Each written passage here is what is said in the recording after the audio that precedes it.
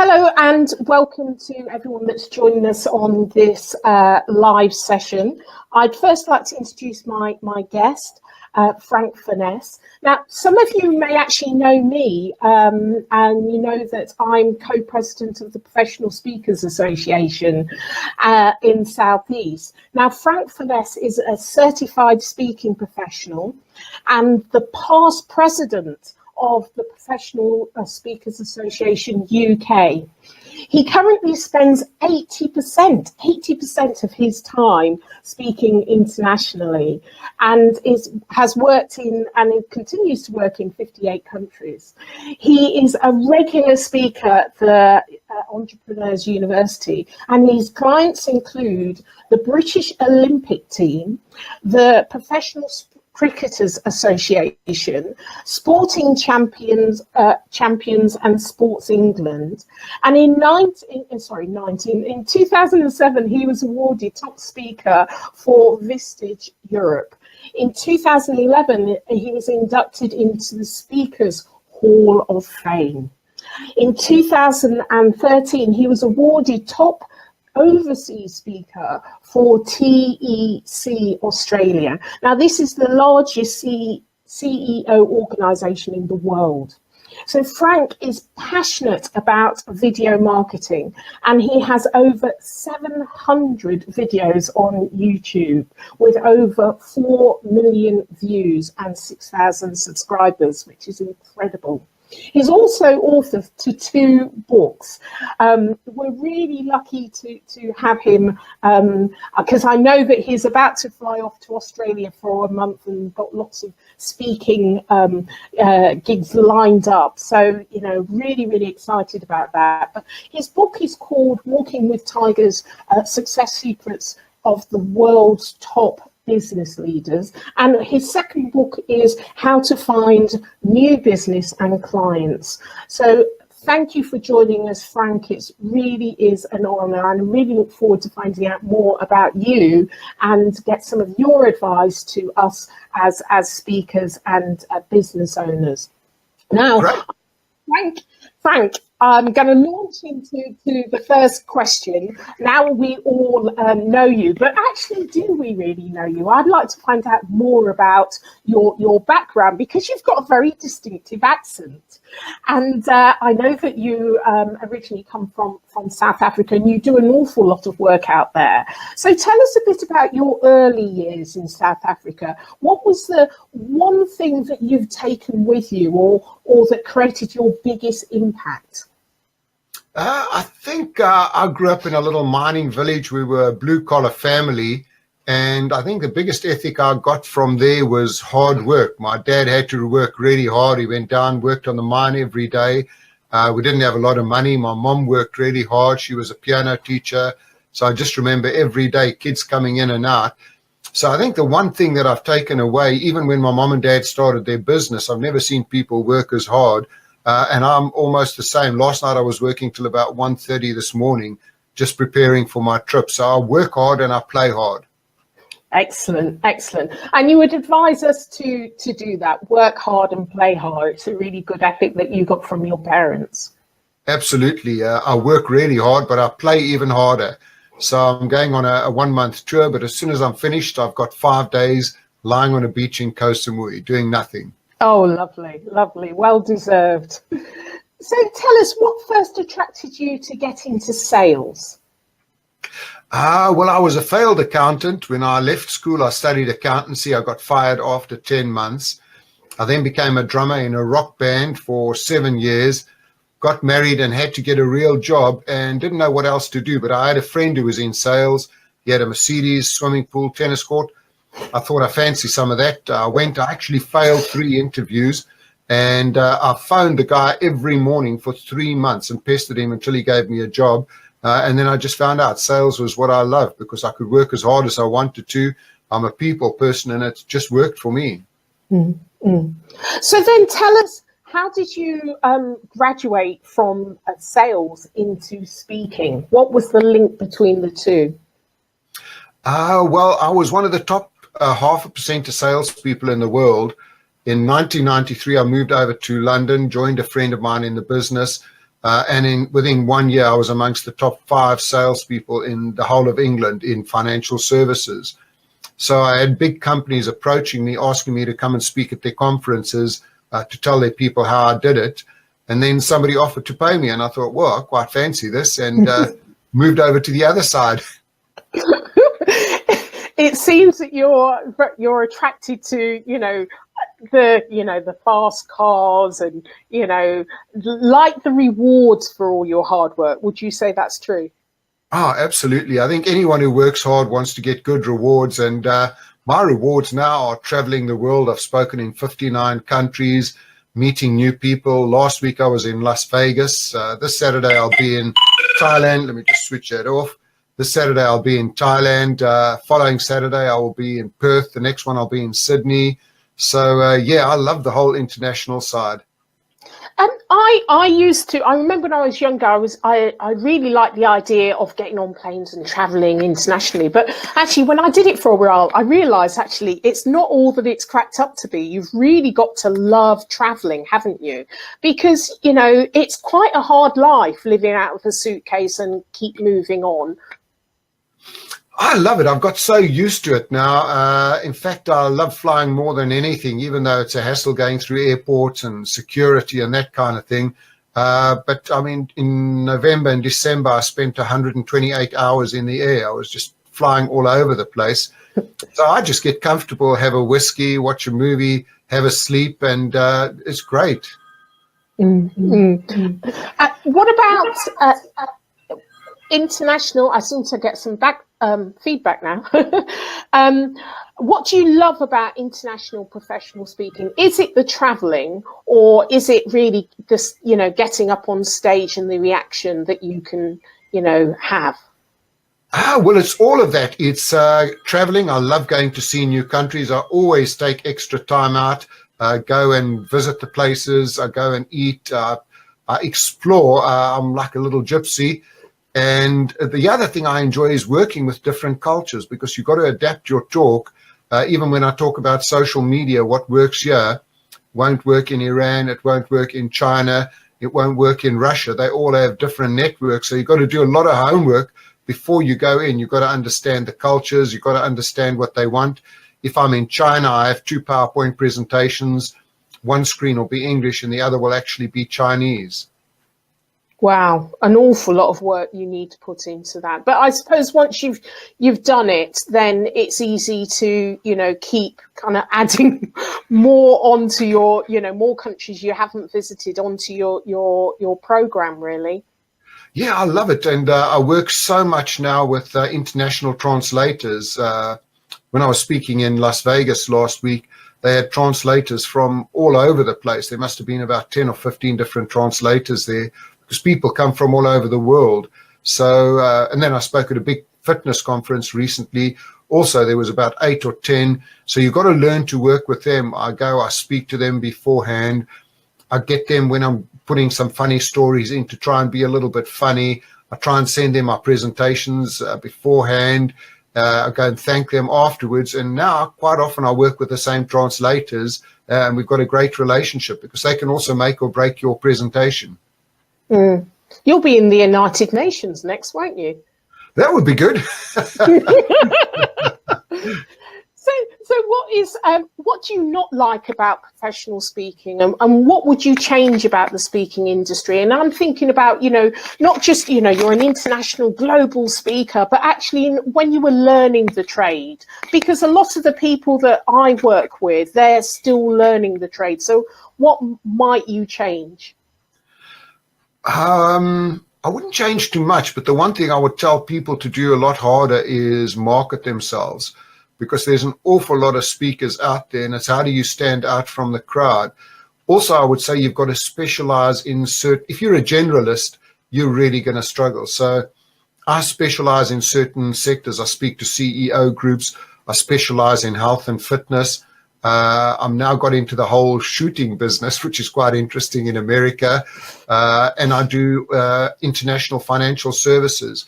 So try and get into certain sectors and just market yourself like anything in those sectors over there, because marketing, you've got to be fantastic on stage, but then it's 80% marketing.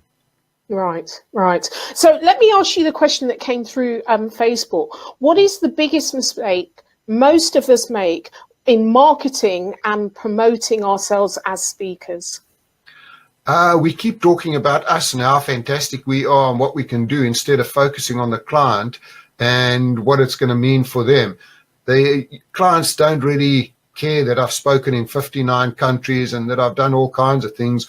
All they care about is after I've spoken to their salespeople, they're going to have an increase in sales. I'm going to leave them with a lot of tools and they're going to get a return on their investment. So rather focus on them and what they're going to get out of it rather than you and how good you are. Right, right. Really great advice. And so in your book, Walking with Tigers, you talked about mindset. How much does mindset play in success? Our mindset is absolutely everything, because if your mindset is not wrong, you're just not going to make it happen. I think sometimes in my international travel, I was doing a speaking tour last year and I had absolutely the worst flu. If I'd been in any other job, I would have stayed in bed for a week. But when you're on a speaking tour, you just got to get up and you've just got to go and do it. And you've got to get your mindset right, get yourself in there totally psyched up. As soon as you finish, you get straight back into bed again. But everything is your mindset. If you're negative, it's going to come through in your speaking. It's going to come through in your marketing and everything. So you've always got to have that positive mindset.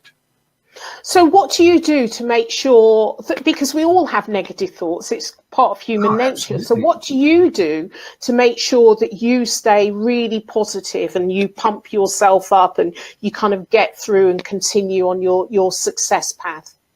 There's a few things. The one thing is I try and exercise regularly. I try and play tennis almost 3-4 times a week, go to gym. I just find that when I'm exercising, I feel a lot happier than when I'm not. When I don't exercise, become like a little bit of a miserable old git because I've become grumpy. But exercise is one thing. I read a lot. I also listen to great music. Even while I'm sitting working at home today, I've got music on in the background and that sort of pumps me up. I love jazz, so I listen to good jazz. I listen to a bit of rock music. And then I focus on a lot of people that are positive and follow what they're doing. I've also got a lot of great speaking friends in the business. Sometimes just pick up the phone, speak to them, and we lift each other up. So Masterminds has become quite a big thing nowadays, and like speakers forming themselves into groups. Would you say that that's a good way to actually have a support group of people that share your interests and understand your journey? I know they work absolutely fantastically. My challenge is I'm traveling too much, so I'm too unreliable for any mastermind group. But we have a lot of impromptu groups. I've got a home in Orlando. When I was there now, went to the Tampa speakers meeting, and afterwards 4 or 5 of us got together. We had one of the top speakers from Puerto Rico. We had one of the guys, the top forensic expert in video marketing, and we all got together for about 2 hours, and we just swapped ideas, got all kinds of great ideas. So yeah, absolutely, masterminds do work. Excellent, excellent. So what's the one thing that you haven't done yet? What's on your bucket list? Geez, I've got a bucket list with the F. I've got lots of stuff that I still want to do. There's tons of stuff. I still want to visit Cuba. I want to go on every rail. I love rail travel. So I want to do the Ghan. I want to go across Australia. I want to go across India, across Russia. So doing all of that, there's a ton of stuff there. I've still got my dream car that I want to buy. And then again, still lots and lots of more travel. Do you actually look at where you want to go and then look at where you can get speaking gigs? I do, absolutely. And it's quite scary how if you focus on where you're going to want to go, it happens. Because for a while I've been wanting to speak in Las Vegas, and I just had those positive thoughts, and out of the blue, a phone call came and they said, somebody saw you speaking. We've got the SHOT Show coming up. Would you like to speak? It's scary how that happens when I focus on where I want to go. Yeah. But what I also do is I have speaking tours. So I arrange my own tours where I would start off in Hong Kong, maybe go to Singapore, go to Thailand, work 4 or 5 Asian countries and do maybe a 3 or 4 week speaking tour, where I'll pick up all of my own costs, hotel, airfares, everything, and just go to a whole lot of clients that I've built up over the years and say, all you're paying is my speaking fee, nothing else. They love that. So in 1 week, I used to have maybe 10 talks booked in a week, which was unbelievable, but absolutely exhausting. But yeah, that's you can arrange where you want to go. Right. But then that speaks to ensuring that you have, you focus on particular industries so that you build those relationships so that you can then contact those people and say, look, I'm in your area. Yes, yeah, absolutely. So I did that a lot in offshore financial services. I knew all the insurance companies, I knew all the brokers, I knew all the go-to people. They all knew me. And the other thing I do is I get sponsored a lot. So in the old days, I used to get sponsored by the big insurance companies. Now my new niche is health and fitness. So I'm actually being sponsored by 1 or 2 big equipment companies who are putting me in front of all of their groups of gyms that buy their equipment.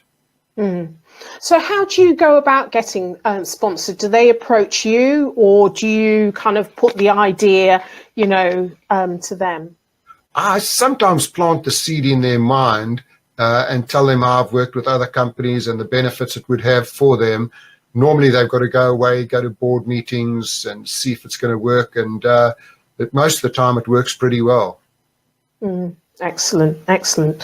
So what's the thing you're most passionate about and why? Again, it's always got to be travel. I love traveling. I've got a home in Orlando. I've got a home in Spain and one in London. And just traveling between the 3 is, I love my homes. I've got all of my clothes at all 3. I've got tennis rackets. I've got paddle rackets. So I can play my sport. I can work. I've got friends in every country. So I'm like living my ideal lifestyle now. There's not too much I would change. If I won the lottery tomorrow, not much would change in what I'm doing right now. Oh, you'd probably get the car that you want. Yeah, I'd most probably go and buy that brand new Bentley out of the box. You can probably get it on Amazon and it will come in the box. I know. Yeah, I've got one of those little ones now. I just got to get the big one. Yeah, upsized. All right. So if you're on a desert island alone and you love travel, so you probably wouldn't mind that, what's the one item that you would want to take with you? The one item I would take would be my iPad that is connected to the internet. So I can read all of my books on Kindle. I love reading. I can listen to all of my music that I've downloaded, and I can go in and check Facebook now and then. Yeah. So you wouldn't mind a week on a desert island? No, as long as I've got stuff to read and music to listen to, I'll be happy. Excellent. Well, we've done 20 minutes, and I wanted to thank you, and also to remind people that you will be speaking at PSA South East. It's really been wonderful finding out more about you, because when we do meet, we don't always, and you're speaking, we don't always get time to find out about you. So I like to do these question and answer sessions so that the members and general public can actually understand really with the things that motivate you. So I really do thank you for sharing that. For the people that would like to see more of you, I know that you're off to Australia, but you will be speaking at PSA South East, which is at Brands Hatch Hotel on the 6th of March. And tell us about what you will be talking about, Frank. So it's almost going to be a taster session on video marketing. I'm huge on video marketing. I've got 700 videos on YouTube. It gets me onto the first page. If you do a search for sales and technology speaker, you'll see I own the first page because of strategies I use with video marketing. So I'm doing a 40-minute session on there. I'm going to be covering a little bit on the equipment I use, the software I use, how I use it, how I make it work for me, how I sell online products. And what I also do is I do a 3-hour workshop on video marketing. I'm doing that for all of the chapters in Australia. Also planning to do a full workshop in March or April. But what you're going to get is maybe a 30 to 40-minute taster session of what video marketing is all about. And you'll walk away, I guarantee you, with 10 pages of notes after that session. Fantastic. Really look forward to it. So thank you very much for your time. I know that you've got a lot on planning for your busy trip in Australia. So I'm so thankful that we've managed to book you, and really look forward to hearing more from you. So thank you very much, Frank. Wonderful. And thanks for your time, Janice. I really appreciate it. See you soon. Take care. Cheers. Bye. Bye.